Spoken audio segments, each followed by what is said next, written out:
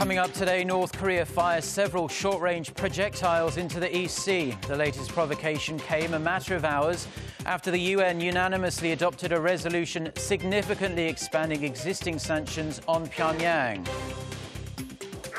South Korean lawmakers approved bills related to counter-terrorism, North Korean human rights and a redrawn electoral map after the opposition bloc calls time on its record-breaking filibuster. First, Korea's consumer prices increased by 1.3% in February on the back of a rise in the price of agricultural products. Stay tuned for these stories and more.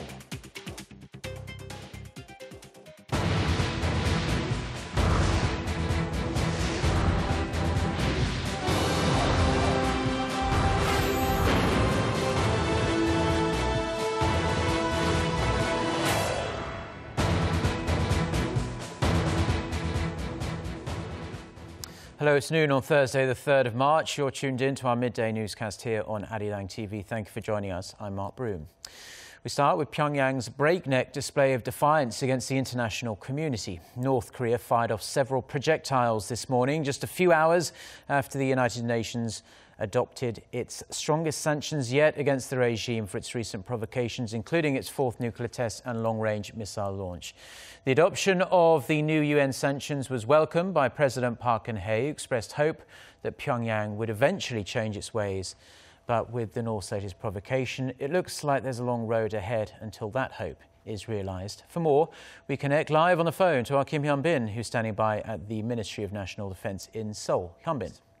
Well, Mark, North Korea fired 6 projectiles at around 10 a.m. South Korea time from its port city of Wonsan in Gangwon province. Now, South Korea's defense ministry says the projectiles flew around 100 to 150 kilometers before landing in the East Sea. The ministry says it is looking to see if the projectiles were fired from the mobile launch pad or from a newly developed 300-millimeter multiple rocket launcher.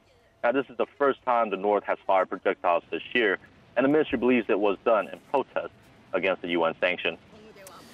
Yeah, it seems to be the case. And when we say projectiles, and you say they go 100, 150 kilometers out to sea, these are still serious weapons here. But how is Seoul's defense ministry reacting to the situation? Well, South Korea's defense ministry has been on high alert for possible provocations from Pyongyang since the UN resolution was adopted. Now, South Korea's Joint Chiefs of Staff says it will counter any provocations from the North and warned that reckless provocations could lead to the regime's collapse. Now, the ministry is also monitoring the regime's key military facilities for possible signs of future provocation. And military officials say the North could conduct a short-range missile launch across the maritime border or send in unmanned area vehicles south of the border in the near future. The North's latest provocation comes ahead of a round of annual military drills between Seoul and Washington that start next week and are slated to be the largest ever this year. The U.S. is expected to deploy several pieces of strategic weaponry to the peninsula during the 2-month-long exercise to warn Pyongyang that the regime will pay the price for its provocations. And that's all I have for now, but I have more updates in the later newscast. Thank you, Hyun-bin, for that report. Now, a North Korean protest against the unprecedented UN sanctions was somewhat expected, but the rogue state is once again sending shockwaves around the world by carrying out a provocation so soon after the UN resolution was adopted. For an expert's view on this, we are now going to bring in Daniel Pinkston, Professor of International Relations at Troy University in Seoul and a renowned North Korea expert. Professor, thanks for joining us. It's my pleasure to be here. So North Korea fired the projectiles just about 12 hours after the UN resolution was passed. With this in mind, will the tightened sanctions do more harm than good to inter-Korean relations and global security? And on a sub-note, do you expect more provocations from the North in the coming days? Well, I think we always have to be careful with the wording. It's not the sanctions per se that worsen inter-Korean relations, but I would have to say the real cause is North Korea's nuclear program and ballistic missile program and other efforts to develop other weapons of mass destruction. So that's the root cause of this. It's unacceptable to the international community, and the UN Security Council, of course, has spoken many times. So I think it's North Korean behavior, and of course we should expect North Korea to engage in more defiance. I was speaking about this this morning, and I was surprised by their rapidity and quick response with these firing of these projectiles, but we should expect more of those kinds of things in the future. It's like a perfect storm at the moment with the adoption of the UN sanctions, and of course the joint South Korea-US military drills are coming up as well in the next week or so, and the North usually ramps up rhetoric and its behaviour around this time as well. So on to our second question now then.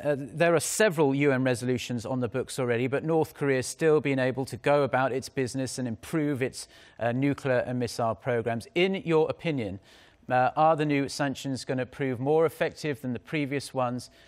What else do you think needs to be done, if anything? Well, it depends upon the criteria we use for measuring effectiveness. So I think this new resolution will certainly raise the cost for Pyongyang to continue down its WMD and missile development path.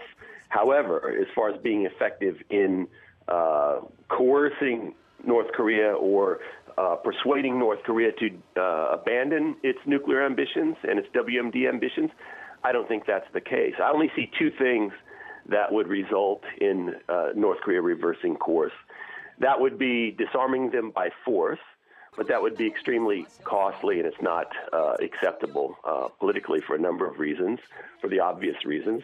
And the second way would be some kind of internal revolution inside North Korea, whereby the leadership completely abandon its identity, its ideology. Everything about the regime, the leadership is connected to nuclear weapons, and there would have to be a complete reversal of that. So until that happens, we just have to rely upon deterrence and containment. Yes, certainly still a long way to go before we hear the end of provocations out of North Korea. That was Daniel Pinkston, Professor of International Relations at Choi University in Seoul, a well-known and very highly respected North Korea expert on North Korea's latest provocation and also the effectiveness, shall we say, of the new UN sanctions. So, the UN Security Council has unanimously adopted the toughest sanctions against North Korea in 2 decades, and it comes nearly 2 months after Pyongyang conducted its 4th nuclear test. The adoption has been universally welcomed around the world. Gwon-swa reports. 2270.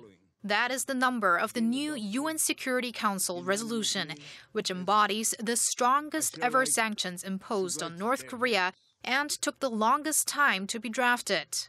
All 15 members of the Council raised their hand for a yes vote at the UN Security Council headquarters in New York, 57 days after North Korea's 4th nuclear test on January 6th. Sanctions on the regime's first test back in 2006 were adopted in just 5 days. We thank the United States for having taken the initiative for this resolution, and the People's Republic of China for having engaged in the lengthy consultations, as well as all other members of the Security Council. This resolution represents a seismic shift in the way the Council approaches DPRK proliferation concerns. It recognizes at its core that in order to prevent the DPRK from continuing to advance its nuclear weapons program, the international community has to be prepared to sanction sectors beyond those directly related to the nuclear weapons program or their ballistic missile program.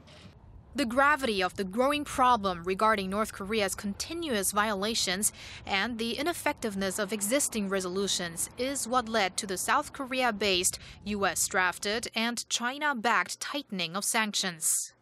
They include mandatory cargo inspections, a ban on the trade of coal, iron, and titanium, and an expansion of bans on weapons and luxury items. They also target the banking and financial sector and blacklist individuals and entities linked to Pyongyang's weapons programs with travel bans and asset freezes.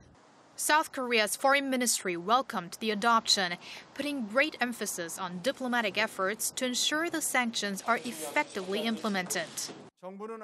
The government will do all its efforts to cooperate with UN members for a smooth implementation of the resolution, and it will enforce international cooperation for North Korea to give up its nuclear program completely, verifiably, and irreversibly.